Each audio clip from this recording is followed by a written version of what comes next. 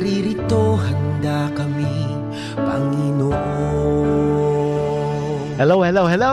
Hello, hello, hello. Sana huwag kayong hello. Mahilo. Good afternoon mga tugang. Diyos maray na hapon sa inyo ko sa mga tugang. And welcome sa satuwing programang maray na hapon with Father Boots Bombase, OP ng UST Legazpi. Kumusta po kamo ngunya na aldaw ning Miyerkules, petsa 25 kang bulan ning Enero 2023.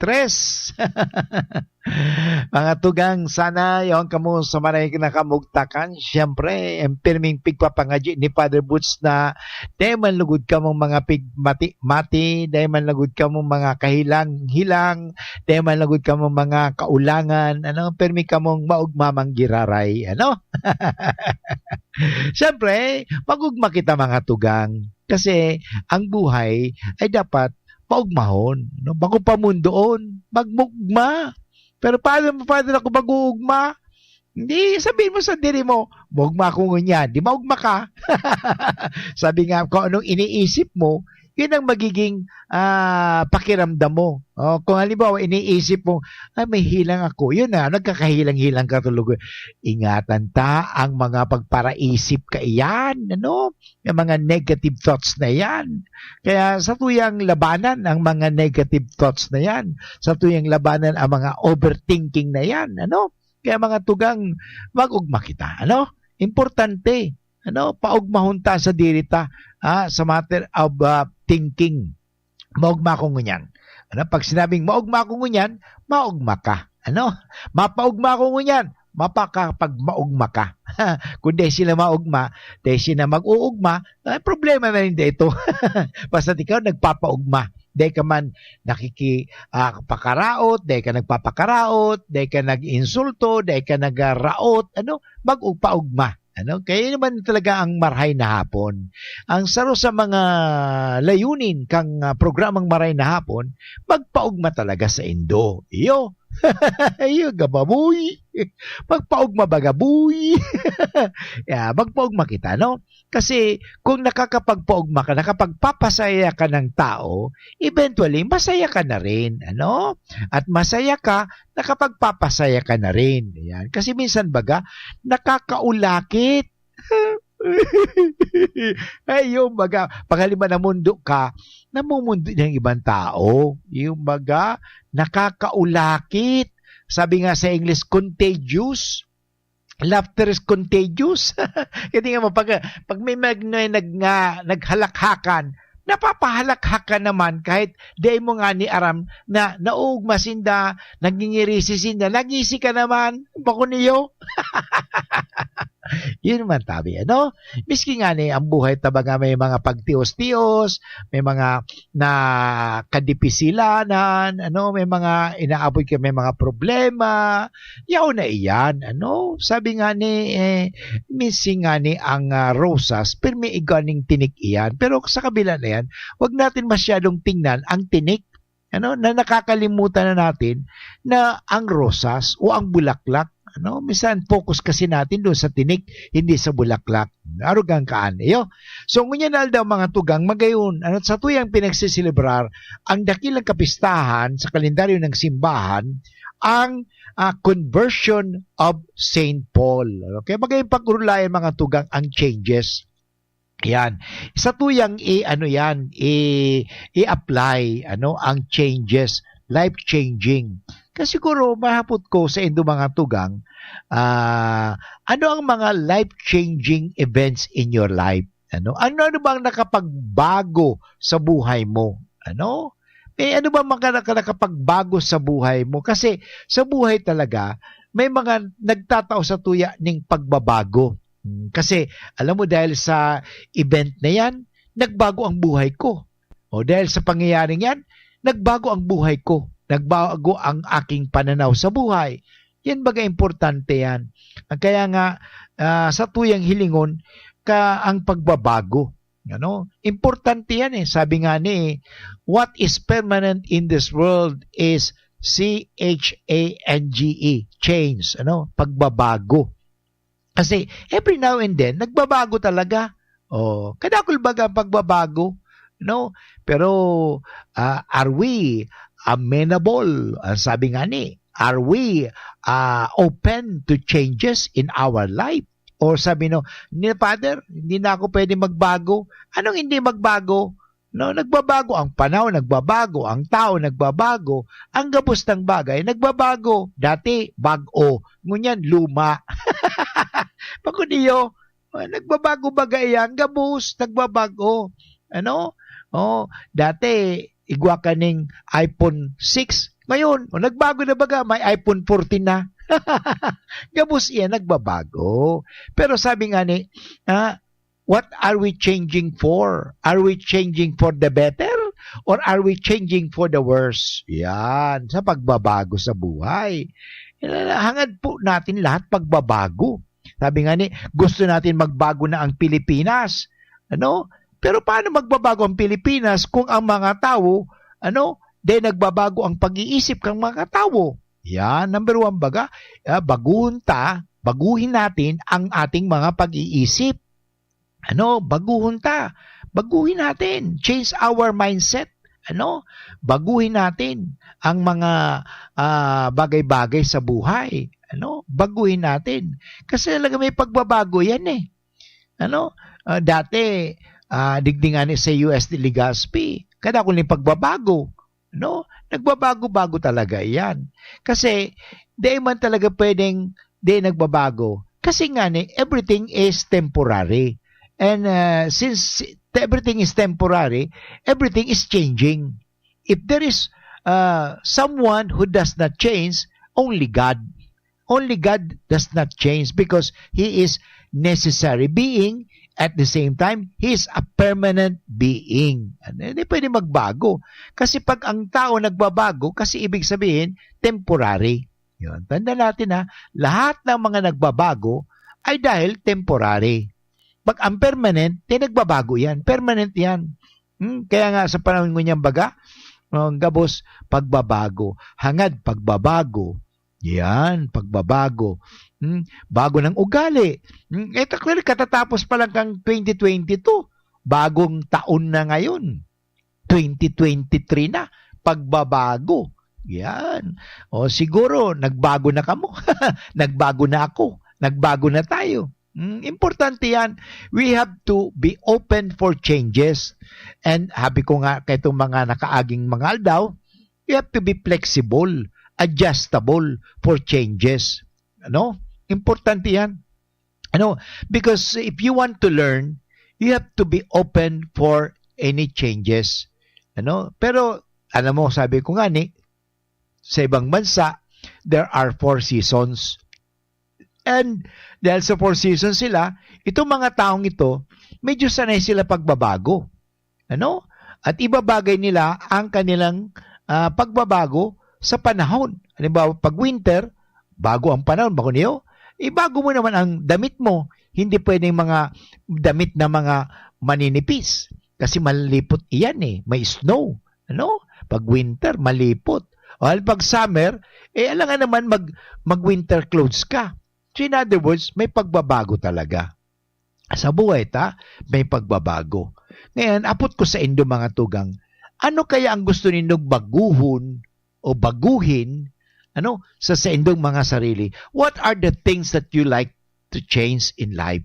Ako kang haputon nindo, haputon nindo si Father Boots, ang gusto kong baguhon, ang sa ko yung ugali siguro. Kung halimbawa may ugali akong arrogant, gusto kong baguhin. Asang gusto kong baguhin ang aking ugali na sa halip na magtaram, siguro baguhin ko na mag-isip mo na, magdangog mo na. Importante bagay yan sa buhay, pagbabago. Kasi kunyan nga naaldaw na inyo, petsa 26, 25 kunyan. Pag 26, sa agang 26, Father, masyado ka naman advance Ngunyan na, January 25. Sa tuyang sinisilibrar ang pagbabago ng loob ni San Pablo Apostol. Dati, ang pangalan niya, bako man Pablo o Paul, ang sa iyang pangalan ay Saul. Hindi ba nagbago ang sa iyang pangalan? Ang pagbabago ng pangalan, pagbabago ning pagkatao. Yan. Si Sarah, naging Sarai. From Sarai, naging Sarah. Ano? So, Abram, naging Abraham. Nagbabago. Pag binago mo ang pangaran, nagbabago din ang pagkatao. Anyway, babalik gira si Father Boots at sa pagbabago, sana tayo ay natututo. Para sa liver lovers, Liverade man giraray. Liverade Silimarin Capsule. Liverade sa bayani proper diet as in exercise, uro aldaw. Liverade Silimarin Capsule. Maging liver lover, Liverade na. Mahalagang paalala, ang Liverade ay hindi gamot at hindi dapat gamitin panggamot sa anumang uri ng sakit. Para sa liver lovers, Liverade man giraray. Liverade Silimarin Capsule. Liverade sa bayani proper diet as in exercise, uro aldaw. Liverade Silimarin Capsule. Maging liver lover, Liverade na. Mahalagang paalala, ang Liverade ay hindi gamot at hindi dapat gamitin panggamot sa anumang uri ng sakit. Yan si Kong Joey Salceda, may tabang sa edukasyon. Yan si Kong Joey Salceda, problema ta may solusyon. Yan si Kong Albayano, orgulyo an idol ni paglaom. Yan si Kong Joey Salceda, an ligasiya niya rundo. Infrastruktura mga tinampo, sa tabang niya may eroplano. Tapos na plano, yao na mismo an makikinabang permitawo. Garantisado an pakagibo kan Bicol International Airport yo. Kada ko lang matatawanin trabaho sa segundo distrito Albayano. Yan si Kong Albayano, orgulyo an idol ni paglaom. Yan si Kong Joey Salceda, an ligasiya niya rundong. Ito po si Coco Martin. At ang bili ni Lola, huwag mayang magtanong at hanapin ang check. Hanapin ang check, hanapin ang tama, hanapin ang right one. Para sa mura at di kalidad na gamot, Hanapin ang check ng right man. Hanapin ang check ng right man. Pag may check, correct! hanapin ang check ng right man. Pag may check, that's right man. If symptoms persist, consult your doctor. Hyperacidity na solusyonan dahil sa pag-inom ng corn coffee ng Doc Alternatibo. Paano nakatulong yung mga produkto ng Doc Alternatibo? Lalo na po itong corn coffee. Marami, effective talaga. Hapdi yung sikmura ko. Tapos yung nahirapan ako mag-CR. Tapos yung ito na nga yung kinakapi ko, yun, okay na talaga yung pakiramdam ko. Araw-araw na ako magbawas. Tapos yung sikmura ko, hindi na mahapdi. Tapos yun din pinagamit ko sa mga anak ko. Ako si Gina Alboris Baribar, taga FTI. Pruweba sa kaebektibo ng Corn Coffee ng Doc Alternatibo. Ang Corn Coffee, exclusive na mabibili sa Doc Alternatibo branch. Sa Legazpi City, matatagpuan sa second floor Pexon Building, Barangay 19, Legazpi City, right side of Iglesia ni Cristo. Bukas alas 9 ng umaga hanggang alas 5 ng hapon. Doc Alternatibo para sa herbal at natural na lunas. Welcome to the Year of the Water Rabbit, the Chinese-Filipino community of Albay, in cooperation with the Department of Tourism Region 5, the Provincial Government of Albay, and the City Government of Legazpi, brings you Fiesta Chinoy 2023, the Fiesta Chinoy Celebrations. January 27, 5:30 p.m. Zumba Fitness, 4th floor, LCC Event Center.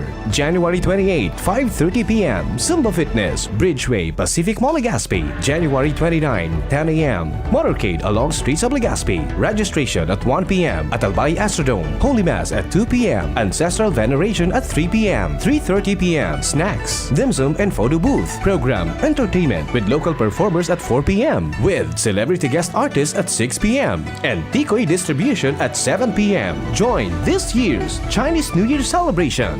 Yonghi Huatsai. The Diocesan Commission on Christian Education, Subcommission on Bible Apostolate, in cooperation with the Diocesan Commission on Youth, presents Bible Cosplay 2023 on January 28, Saturday at St. Agnes Academy Gymnasium. Registration starts at 7:30 a.m. Witness the kids as they present their characters. Bible Cosplay 2023 on January 28, Saturday at St. Agnes Academy Gymnasium. Okay mga tugang, padagos kita sa pagbabago.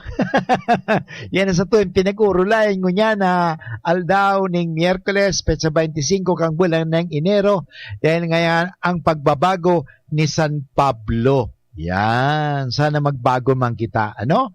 So anyway, sa kuya mga tugang, itatao ang istorya ni San Pablo, ano?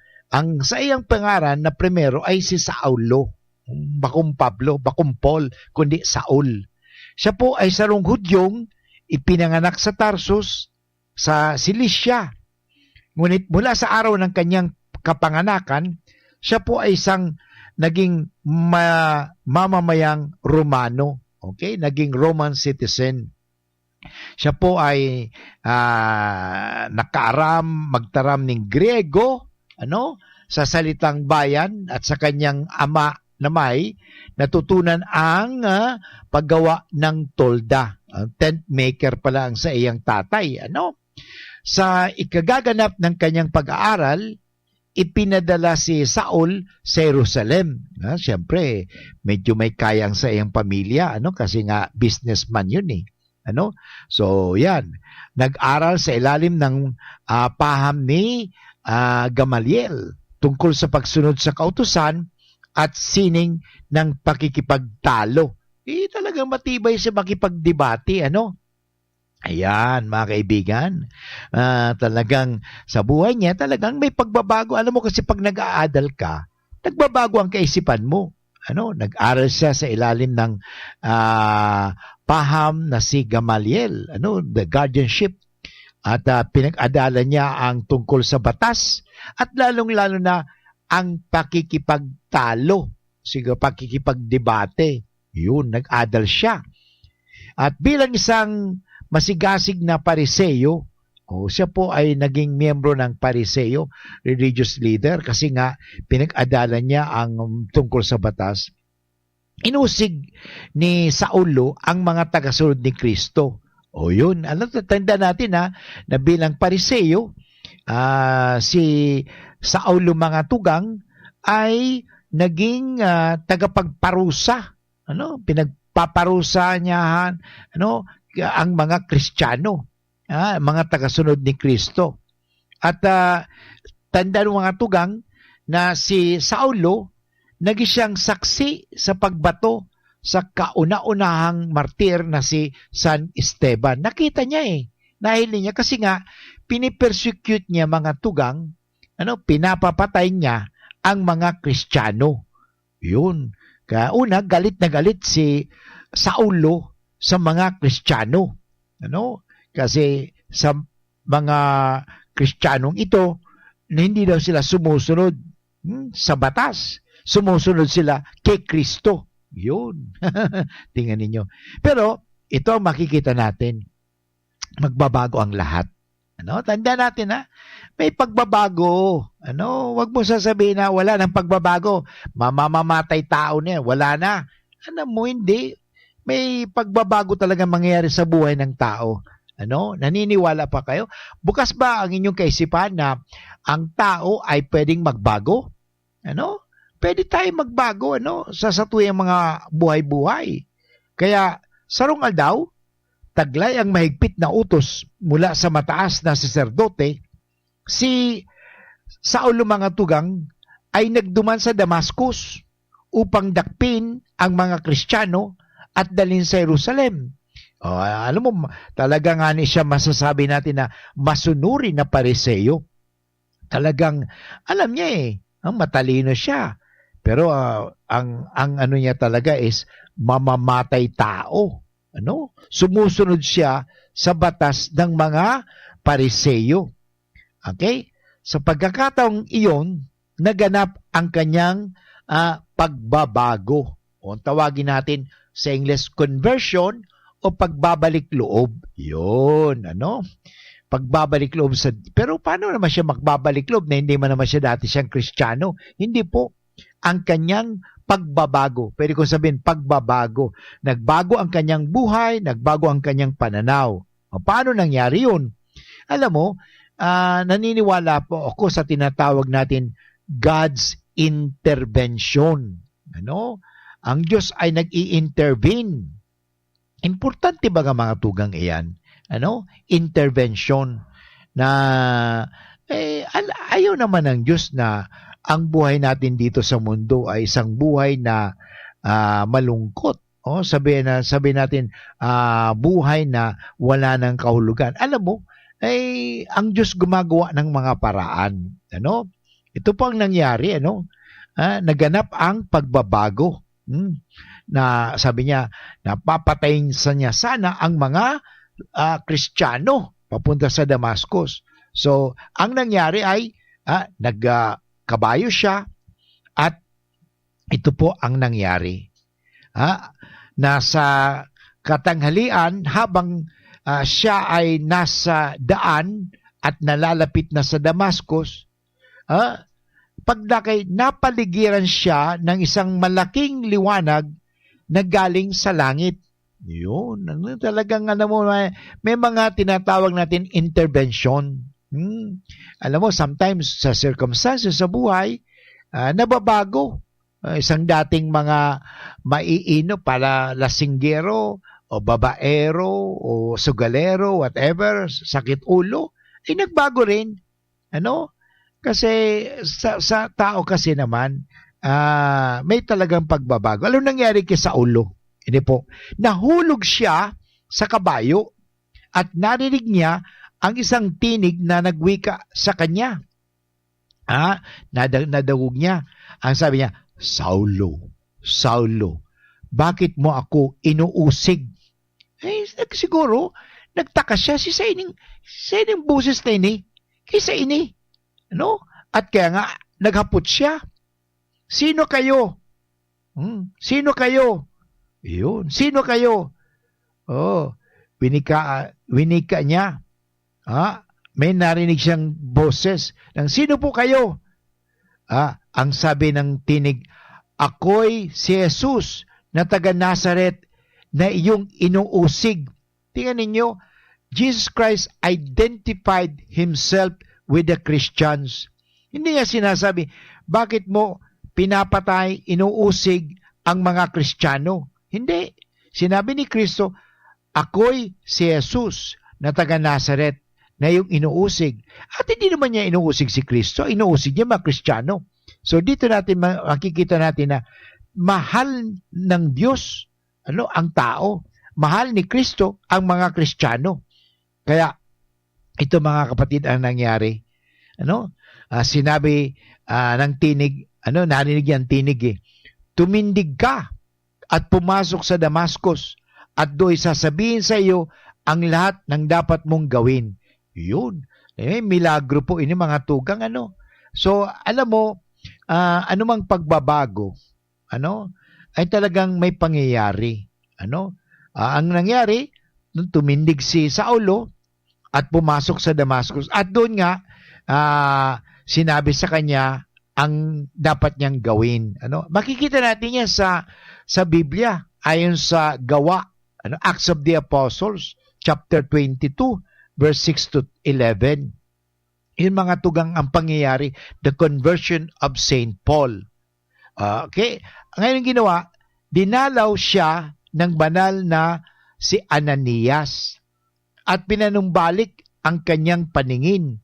So, talaga makikita natin una, kasi nga ang nasilaw sa napaka-liwanag, malaking liwanag na galing sa langit. So, ang naapektuhan ang sa iyang mata. Kaya nga noon, so, actually, masasabi natin, symbolic po ini mga tugang na pinanumbalik ang kanyang paningin. Kasi minsan, ibang ang pananaw sa buhay. Kinakailangan baguhin lang talaga natin sa tuyang perspective. Baguhin natin ang ating point of view. At yun ang nangyari. Si Ananias. So, maganda yung mga tugang. Ang tao, kailangan ng kapwa-tao.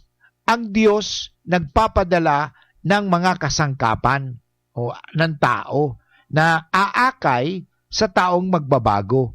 Sa buhay ni San Pablo, mga tugang, si Ananias, ang taong yon na naging kumpanyero o kaagapay, kaibigan na tumulong kay Saul. At bininyigan siya ni Ananias. Kaya mula noon, nang nabago ang pangalan, dati Saulo, naging siyang Paulo. So, yan po mga kaibigan, ang napakagandang maikling kwento ng conversion of St. Paul. Napaduman siya sa Damascus, nga lang may nangyari. Yung pala ang tinatawag life-changing event in his life. Ano?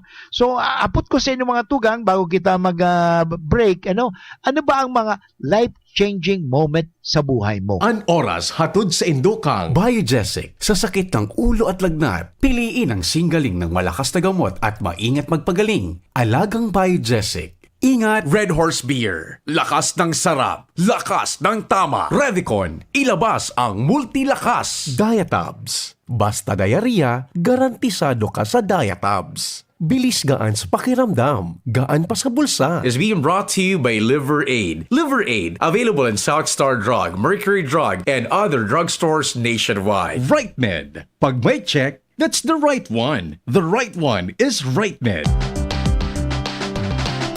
Tara na, sabay ka na. Tara na, saan ka ba pupunta? Maraming mabibili sa presyong abot kaya. Huwag magalinlangan, huwag mag-isip. Shopping need not be expensive. Yashano Mall. Yashano Mall. Yashano.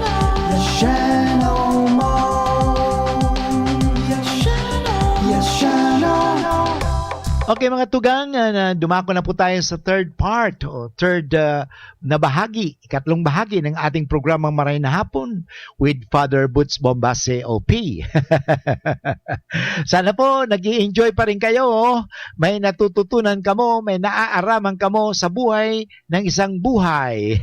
Buhay ni San Pablo. Na dati ang sa iyang pangalan ay Saulo, nagkaigwaning pagbabago. Yan.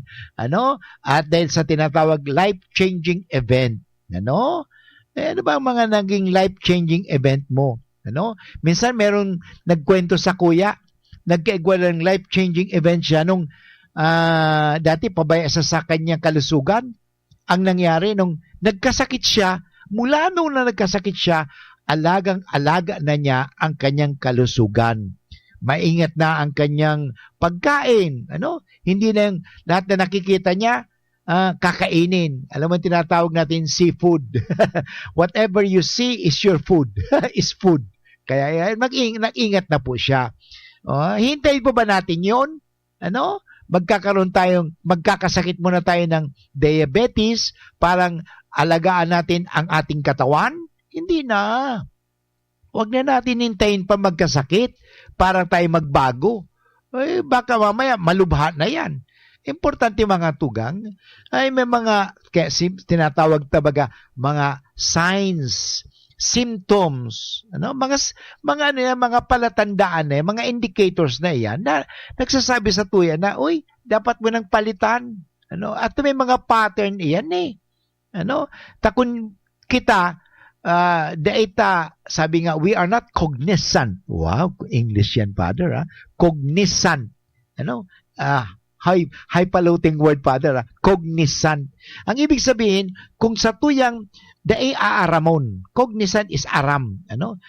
Pag-aaram. Aramon tayan. Kung daay aaramon, pababayaan tayo mga tugang, may data. Dapat aramunta yan mga tugang. Aramunta.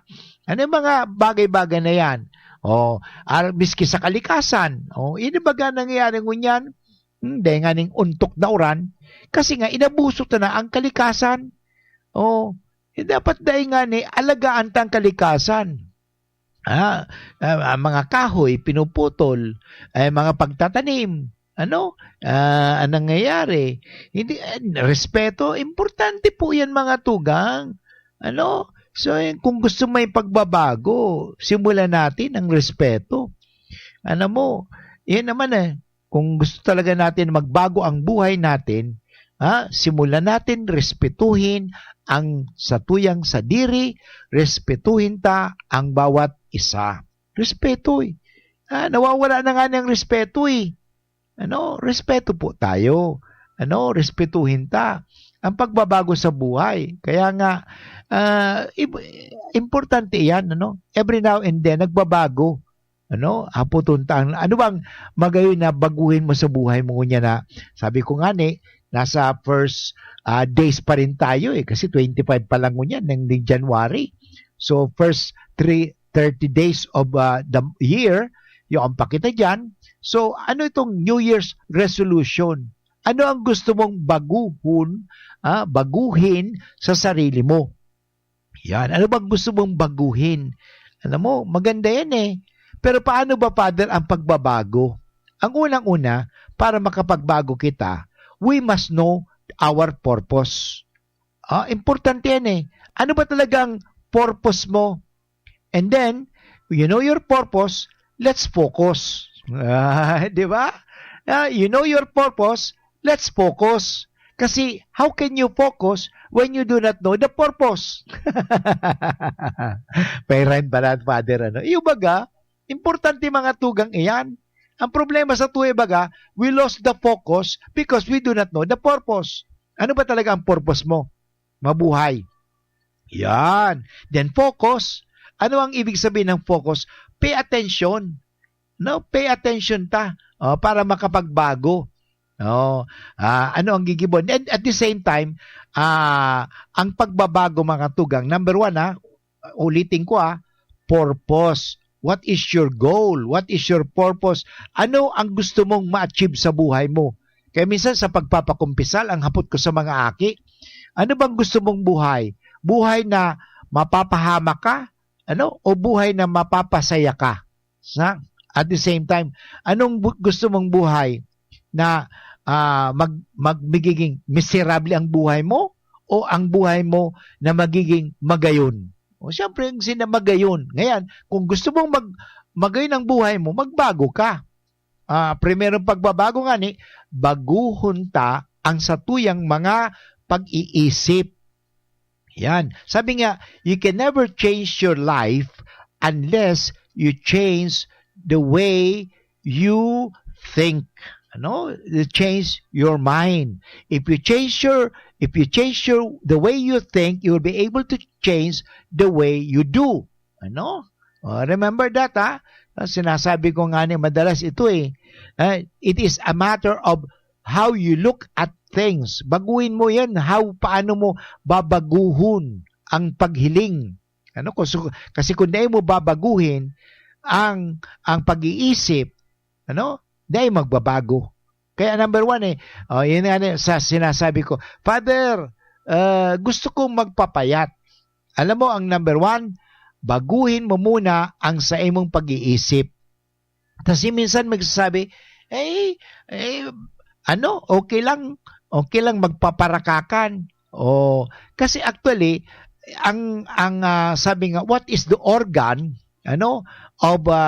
of dieting? It is not the stomach, it is not the mouth, but your brain. Yung brain mo muna. Change the way you think, yung brain, change your mindset, babaguhin tayo yan, pag-iisip. Kaya nga sabi nga, if you want to change the generation, change the way the generation thinks.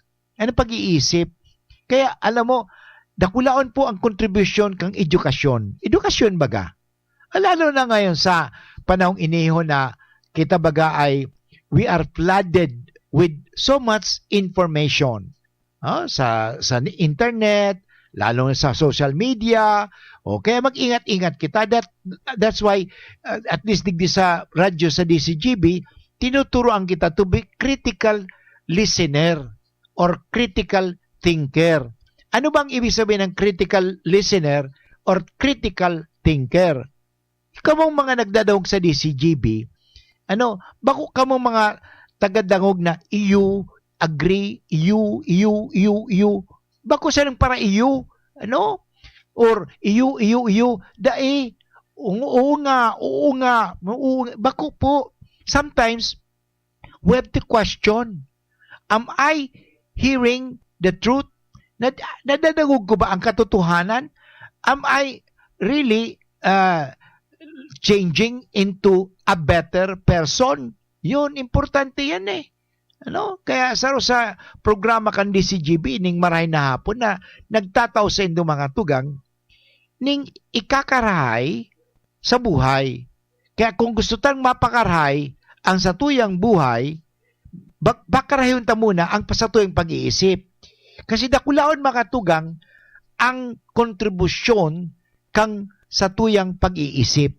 Kasi minsan may mga nagsasabi, ini nga Sasabihin kay ni kang doktor, you have only 6 months to live. So tao naniwala, magaganda na 6 months. So naganan tuloy, kasi nga, pinaniwalaan niyo sa pag-iisip niya. Pero may nangyari naman na, alam mo, may kaibigan ako, sinabihan siya kang doktor, you have only 6 months to live. Pero hindi siya naniwala na 6 months to live. Because after all, God is the author of life, not the doctor. Who is that doctor telling me to only have 6 months, sabi niya sa sarili niya. Alam mo, nakasama ko po siya sa Israel Nakasama ko siya sa Our Lady of Lourdes, sa Paris. Sa grotto, sa Lourdes. Nag-tour pa kami kay ito. Alam mo, hindi 6 months, nabuhay, 12 years pa. Because, ang binago niya, yung pag-iisip. Okay? Sabi nga, bakit ko isipin ang kamatayan na yan? Isipin ko, mabubuhay pa ako kasi gusto ng Diyos mabuhay ako. So, inisip niya yun. So, ano nangyari? Nabuhay ba kasi 12 years? Yun ang mga tugang. Ibig sabihin, change the way you think, change your mindset. Kasi, if you have this mindset, limited mindset, self-limiting belief, ay talagang mangyayari yan. Tanda natin, be careful of what you believe. Because what you believe, you will be able to achieve whatever you conceive, you achieve. Kaya mag-ingat kita sa mga iniisip ta. Kaya baguhin natin ang pag-iisip. So, ano ang ginibo ni San Pablo? Hindi ba nagbago ang pag-iisip niya sa buhay? So, dati, ang iniisip niya yung mga batas-batas. Sumusunod ka sa batas, pero hindi naman sumusunod sa Diyos. Iba yung batas sa Diyos. Ang batas, hindi Diyos. Ang Diyos ay Diyos. Kaya nagbago ang pag-iisip ni San Pablo. Kaya mula nagbago, magayon ang sinasabi nga ni San Pablo, you can change the world by the renewal of your mind. Okay? Magayon ang mga tugang iyan. Ang pagirumdum sa to ni San Pablo, sa sulat niya sa mga taga-Roma, chapters 12, verse 2. Sa New International Version, ang pagkakasabi, do not conform to the pattern of this world, but be transformed by the renewing of your mind. So pagbabago ng isip, then you will be able to test and approve what God's will is, His good, pleasing, and perfect will. So in other words, do not be conformed to this world, but it transform this world by the renewal of our mind. Okay? So huwag tayong makonforme. Sabi nga ni sa Living Translation, Romans 12 verse 2, do not copy the behavior and customs of this world. Hindi po yung mga paagi kang mga tao digdi sa mundo, but let God transform you into a new person. How? By changing the way you think. Okay? Then you will learn to know God's will for you, which is good and pleasing and perfect. Anyway, babalik rin si Padre Boots pagkatapos kan mga pagirumdom. Sa kulog kang payo, asin kalintura, anong bulong ang dapat? Han, para sa ako, dapat makusog. Mahal, para sa ko, dapat maingat magparahay. Dain na kaipuhan mamili pa, mag-Biogesic. Magasing kusog, pero maingat magparahay. Arog kaayan magataman ang Biogesic. Ayos! Marita, pwede palang parehas. Ingat! Unilab yan. Paracetamol is the generic name of Biogesic. If symptoms persist, consult your doctor. Sharmila Printing Press and Advertising for fast and affordable printing. Choose Sharmila Printing Press and Advertising. Offset and digital printing. Services offered. Tarpaulin printing, flyers, receipts, brochure, business card, magazine, folio, invitation, newsletter, letterheads, and more. Sharmila specializes in sublimation products, signages, tarpaulin, sticker, panaflex, mug, t-shirts, Sintra boards, pull-up banners, and more. Sharmila Printing Press and Advertising Main Office, Barangay 42, Rawis, Legazpi City, near Barangay Hall, and their new branch located at Barangay 24, Rizal Street, Legazpi City, beside Prieto Cargo Forwarders and in front of Insular Live. For inquiries, call or text 0917-523-5819 or 0917-772-5058. Sharmila Printing Press and Advertising, where we print your choice. Aaray pero di bibigay.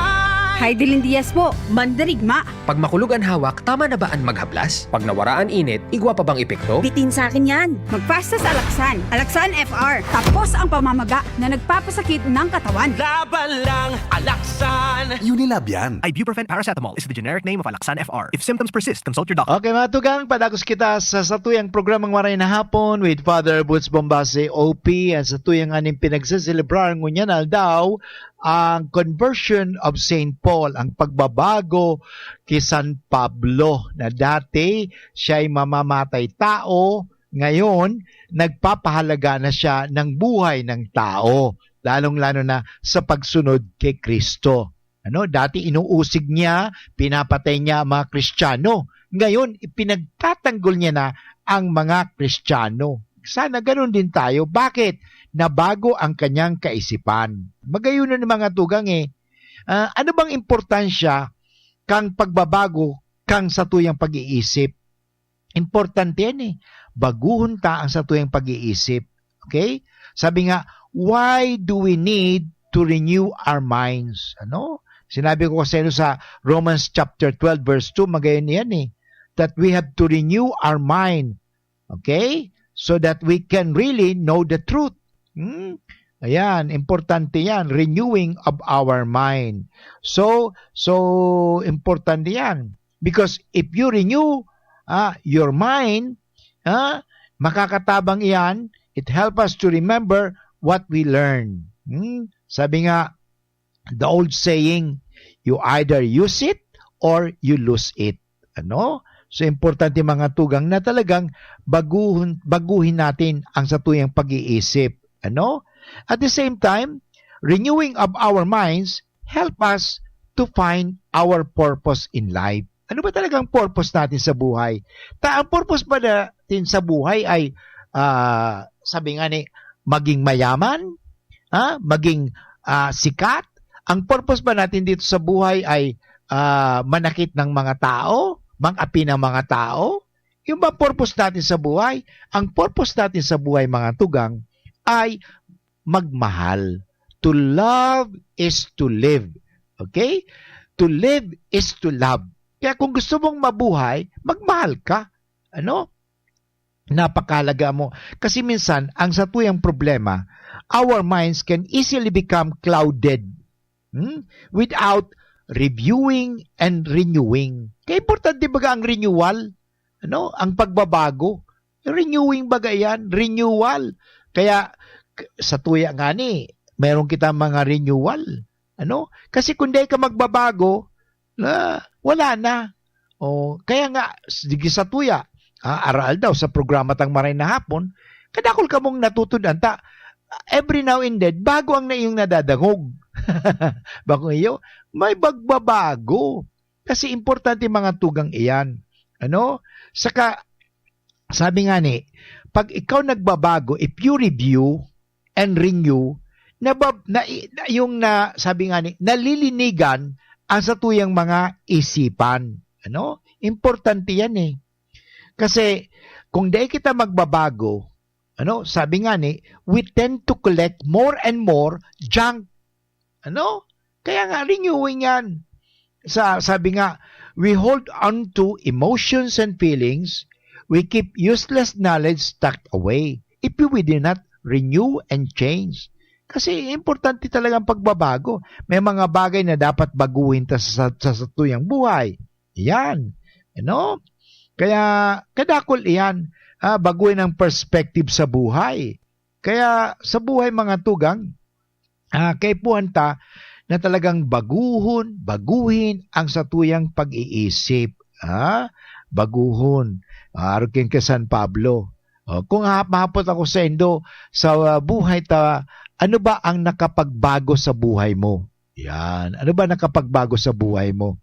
Alam mo, sa kuya, ang nakapagbago sa buhay ko, ang istorya lalong-lalo na, kang ako ay isinilang digdi sa daga.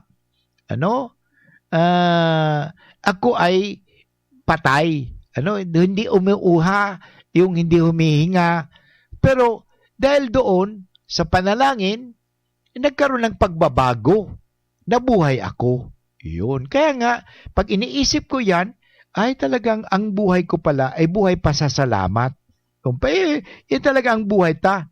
Nagbabago. Importante yan. Sige, importante yan. Kaya sa tuyang mga natatadapang mga oras, tawag ko kamuning how to renew our mind. There are some steps. Importante mga tugang iyan.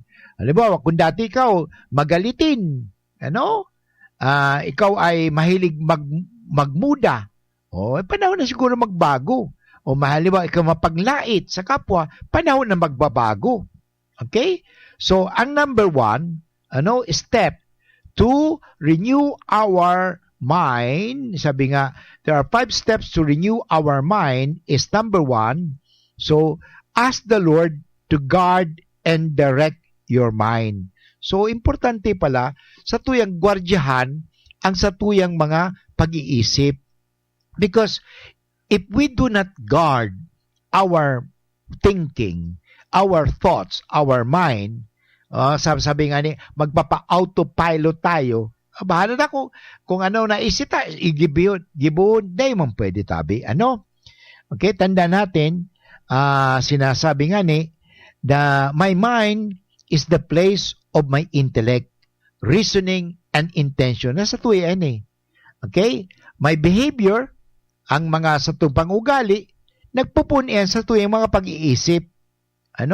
Kaya kung gusto kita na magkaigwaning pagbabago, so baguhon ta ang sa tuyong pag-iisip.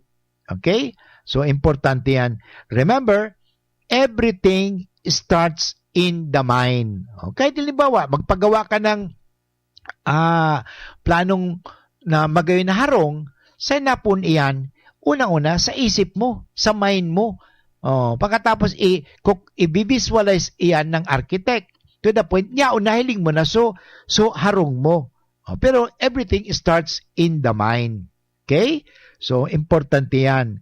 So, often, ang ginigibo natin, I'm simply don't bother to ask for the Lord's protection, direction, and oversight of my mind.